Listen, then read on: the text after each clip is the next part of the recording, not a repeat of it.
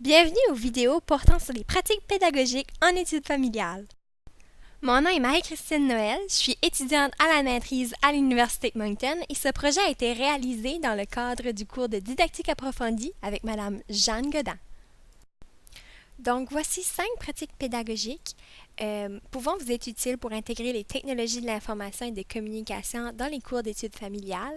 Et à la fin de cette vidéo, vous trouverez toutes les références nécessaires pour aller consulter celles-ci au besoin. La toute première pratique pédagogique dont je vais vous parler, c'est enseigner les compétences du 21e siècle pour assurer. Donc, la première pratique pédagogique dont je vais vous parler, c'est Teaching 21st Century Process Skills to Strain and Enhance Family and Consumer Sciences Education. C'est un article qui date de 2011, puis il a été conçu pour permettre aux enseignants du domaine des études familiales d'être plus consciencieux par rapport aux compétences du 21e siècle. Les auteurs, eux, ils disent que les défis en études familiales, c'est d'intégrer les compétences du 21e siècle dans les curriculums, d'utiliser des stratégies qui sont efficaces puis engageantes pour les élèves et d'évaluer et documenter les apprentissages des élèves. Donc, eux, ils ont proposé certains modèles et stratégies pour permettre aux enseignants en études familiales de gérer ces défis-là. Tout d'abord, ils ont proposé un modèle regroupant 4 groupes de compétences du 21e siècle, notamment la pensée et résolution de problèmes, la littératie de l'information et de la communication, le leadership et la collaboration, puis les compétences en gestion de vie un peu globale. Puis tout ça, c'était pour nous permettre de schématiser puis d'améliorer notre compréhension par rapport aux compétences du 21e siècle. Le second outil qui est proposé par les auteurs, c'est un outil pour évaluer les apprentissages et les compétences des élèves. Puis, ça comporte une série des compétences qu'on retire justement du 21e siècle, mais aussi ça permet d'évaluer et cibler le niveau de performance de chacun des élèves selon 3 catégories, soit le développement, c'est-à-dire que la compétence, la compréhension de l'élève est encore un peu incomplète, un peu limitée. Que l'élève soit compétent, c'est-à-dire qu'il y a une compréhension qui est acceptable, ou exemplaire, c'est-à-dire que l'élève a une compréhension en profondeur puis maîtrise très bien la compétence ou l'apprentissage comme tel. Puis en troisième lieu, les auteurs ont souligné l'importance de la stratégie d'apprentissage active. Puis, on distingue 2 composantes qui sont cruciales, c'est-à-dire l'activité ou la tâche comme telle, puis la discussion. La discussion était pas mal la composante cruciale, étant donné que c'est ce qui permet d'apporter, d'explorer les concepts qui sont non visibles lors d'une activité. Ça permet à l'élève de discuter des expériences vécues et notamment d'apporter une compréhension plus profonde des concepts dans l'optique d'amener l'élève à transposer ses apprentissages dans d'autres situations qui sont relatives au domaine des études familiales. Ce qu'on a aimé de cet article-là, et vous pouvez retrouver les références à la fin de la vidéo, c'est qu'ils ont fait tout d'abord un regard historique. Les auteurs ont fait un regard historique sur ce qui se faisait dans les pratiques du passé. On trouve que c'est aussi transférable au Nouveau-Brunswick, étant donné que je crois aussi que c'est transférable dans tout autre domaine. On trouve qu'il est aussi satisfaisant que l'on reconnaît que les enseignants ont besoin d'un cadre, d'un certain modèle, puis que le modèle d'évaluation y est offert, puis on peut aller le chercher aussi sur l'article, puis le modifier à sa guise. Toutefois, on trouvait que les défis que les auteurs apportaient qui étaient liés au domaine des études familiales, on se questionnait à savoir est-ce qu'ils sont vraiment seulement au domaine des études familiales ou qu'ils se transposent dans différents milieux. On disait aussi qu'il pourrait avoir plus de stratégies ou d'exemples qui se transposaient vraiment dans le domaine des études familiales. Donc, un petit peu un manque d'une petite twist là, aux études familiales dans cet article-là, qui était quand même très intéressant.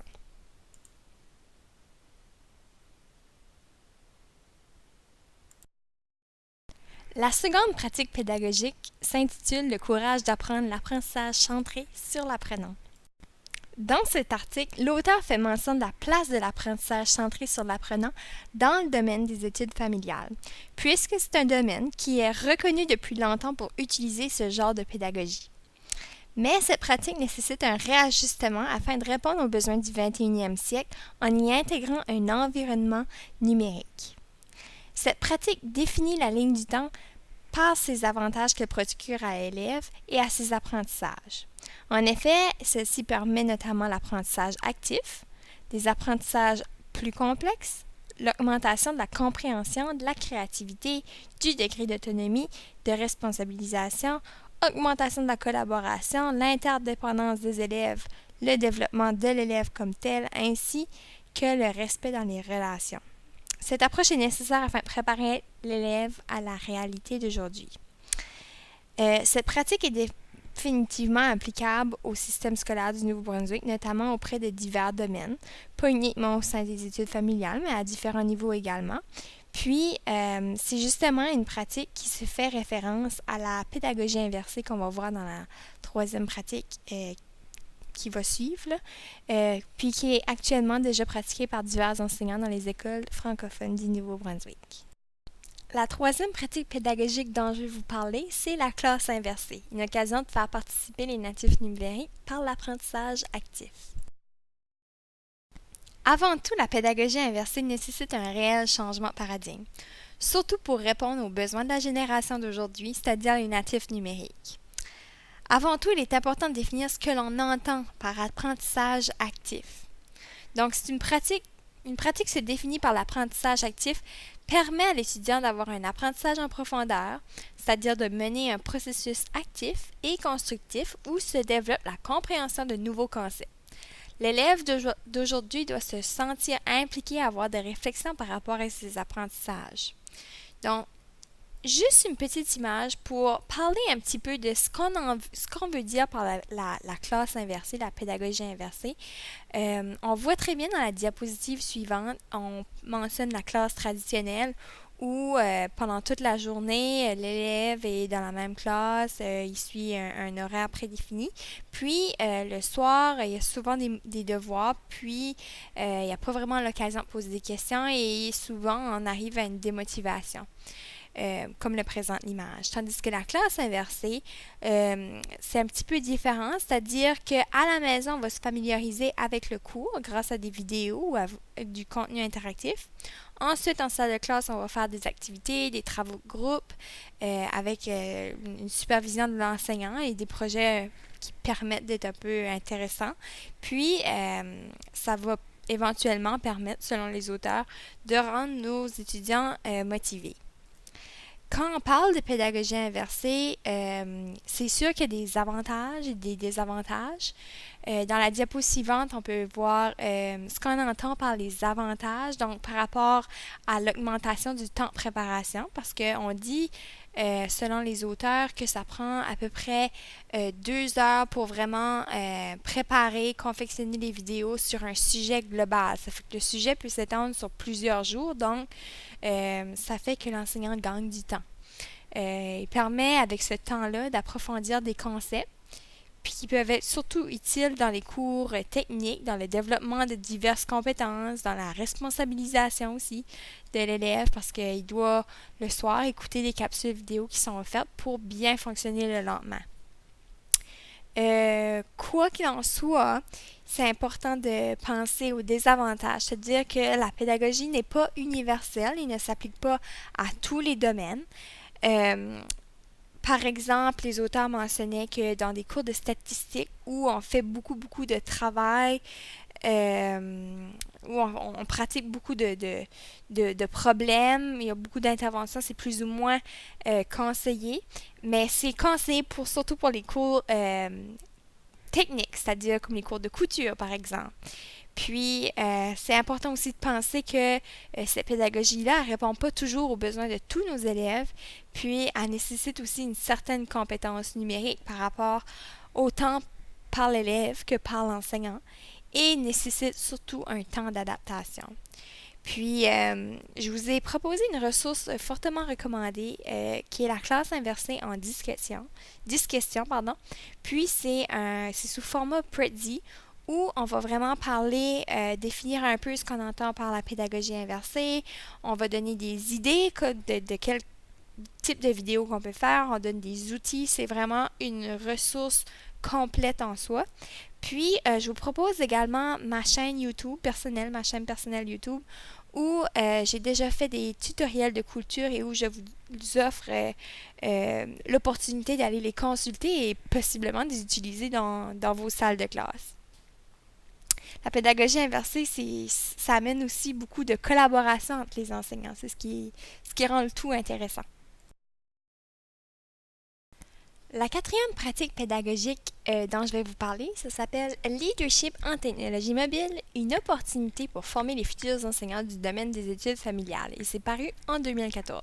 Dans cet article, les auteurs soulignent la présence importante des technologies au sein du domaine de l'éducation ainsi qu'au domaine des études familiales.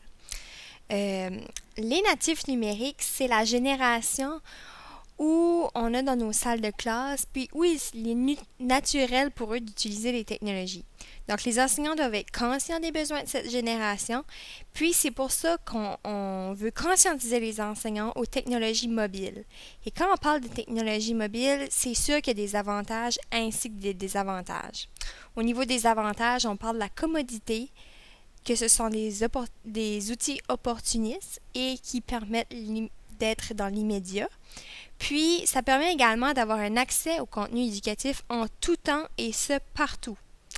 L'école n'est désormais plus le seul agent de socialisation et d'éducation pour nos étudiants. Au niveau des désavantages, il y a plusieurs politiques scolaires qui vont limiter ou interdire l'utilisation des technologies mobiles, souvent dû au manque d'encadrement, de formation ou de modélisation. Le manque de temps, le manque de formation est également un désavantage. Puis, il y a aussi la résistance au changement quant aux attitudes négatives parfois de certains enseignants qui ne veulent pas embarquer dans le mouvement des technologies mobiles.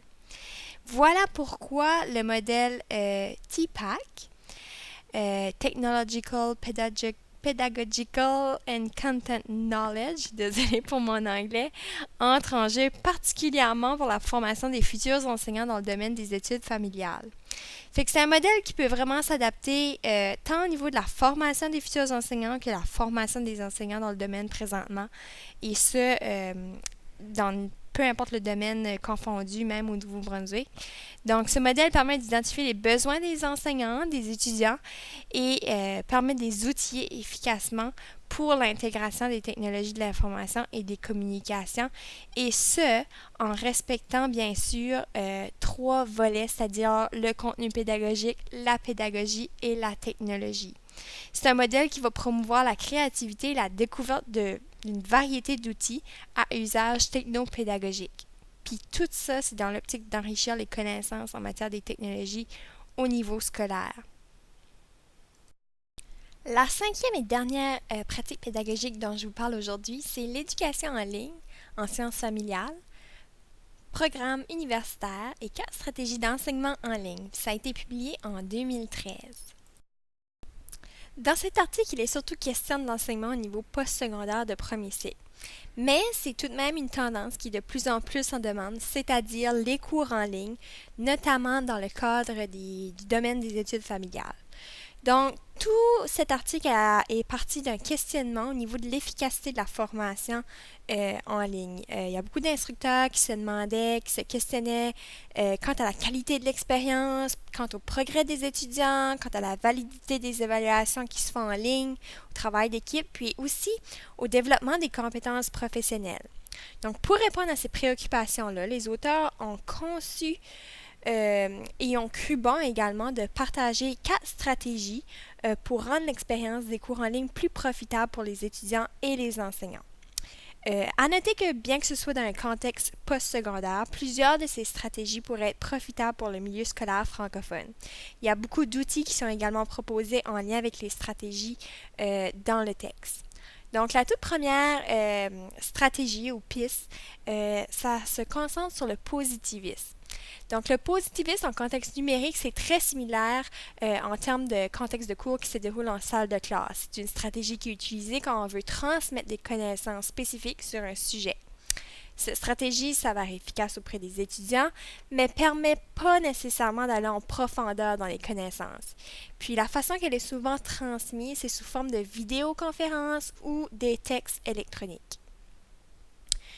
Le constructivisme fait place à la découverte et l'innovation. En effet, les étudiants sont actifs dans leurs connaissances et apprennent par le biais de divers processus. L'environnement numérique est alors fort conseillé puisqu'il regorge d'informations pouvant être explorées par les étudiants, comme les revues scientifiques par exemple. L'enseignant doit alors agir comme guide tout en veillant à un certain contrôle vis-à-vis de l'environnement numérique. Ensuite, la démarche d'investigation nécessite la présence sociale, la présence de l'enseignant ainsi que la présence cognitive afin d'acquérir des apprentissages significatifs. Divers outils numériques peuvent être au service de la collaboration interétudiante au sein d'un même groupe. On peut penser aux discussions de façon synchrone ou asynchrone. Et quand on mentionne ces termes-là, c'est soit que c'est instantané ou non instantané, comme qu'on peut penser au courriel. Puis, l'enseignant doit s'assurer d'avoir des directives claires, spécifiques, afin de solliciter la participation de tous les étudiants. Puis, la dernière stratégie, parfois limitée dans un environnement numérique, l'apprentissage expérientiel implique une participation de l'apprenant dans un contexte qui est réaliste, qui lui permet d'avoir des réflexions concernant la situation d'apprentissage vécue. Certains outils numériques peuvent être utilisés, notamment les cyberespaces 3D, composés de scénarios qui sont signifiants. On parle aussi d'encadrement à distance via une plateforme numérique durant les stages, par exemple. Donc, voici ce que nous présentaient ces auteurs et voici un petit peu une petite touche concernant ces stratégies. Et je tiens à noter qu'il y a des outils très pertinents qui sont mentionnés justement dans un tableau qui est présent dans cet article. Je vous invite fortement à aller le consulter. Voici mes références et je vous invite également à aller voir dans la description de cette vidéo, c'est-à-dire en bas du vidéo. Pour toute question ou commentaire, n'hésitez pas à m'écrire à mon courriel emn1536